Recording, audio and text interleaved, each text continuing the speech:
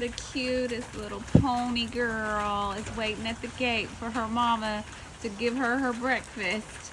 And while I was in the feed room getting all that together, the rain started. So, I'm just gonna wait this out for a few minutes and hopefully it eases up before I willingly have to go out and get soaked, which I'm totally prepared to do, but you know. Hold on, Miko. Mama's coming soon.